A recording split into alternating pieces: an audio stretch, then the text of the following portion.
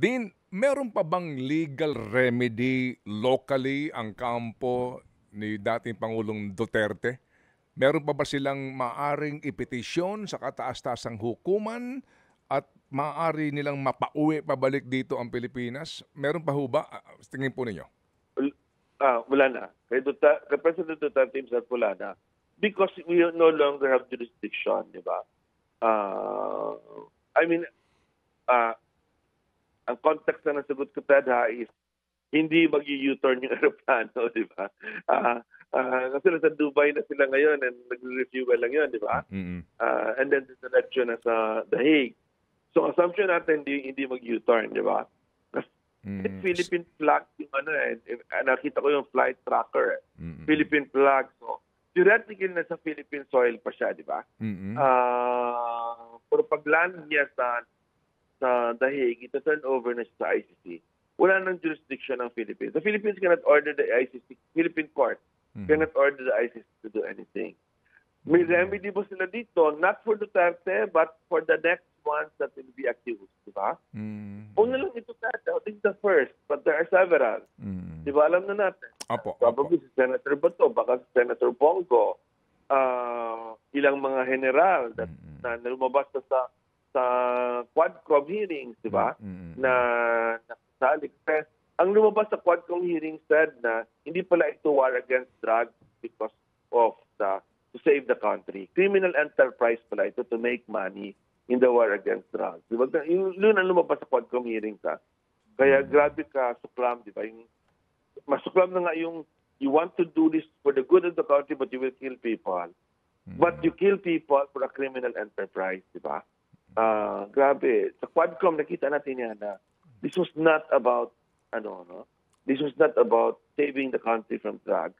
This is a criminal enterprise and people made money. Daming kumita. May mga kumita, di ba?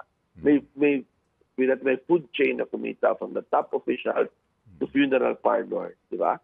Sa industry na yan ng pagpapatay ng kapwa Pilipino na mga mahihirap pa. Tawag ko doon, massacre at the poor. Opo. Doon din po sa reward system nga na atin napakinggan na pinairal nila, no?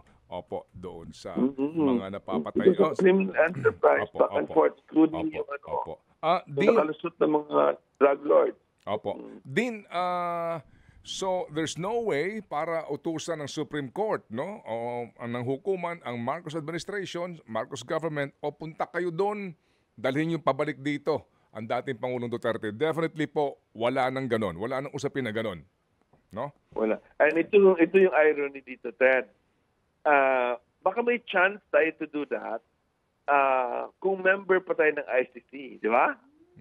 Kung member tayo ng ICC, pwede tayo pumunta sa ICC, di ba? As a member, objecting or ordered by the Supreme Court. But I cannot even imagine that.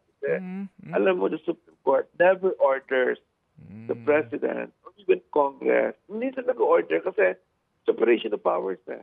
What they do is to stop the President or Congress from doing something. Yung tinatawag natin status quo anti-order, di ba?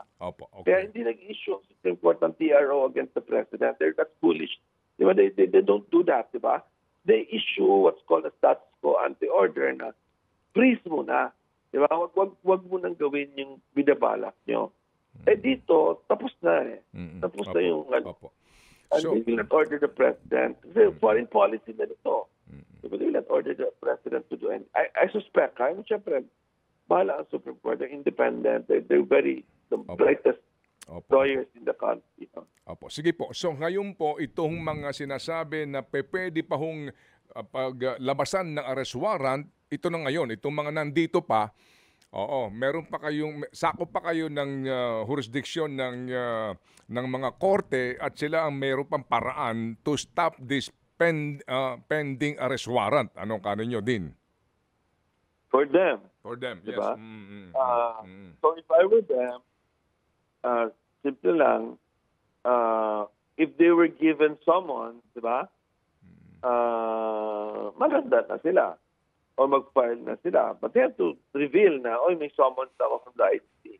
Si General Bato Senator Bato, sinabi niya ata yan na he was already sent a communication by the ICC, di ba? So, yun. I mean, sooner or later, di ba, yung sinasabi ni Martin Luther King, di ba, the arc of the moral universe is long, but it always bends towards justice.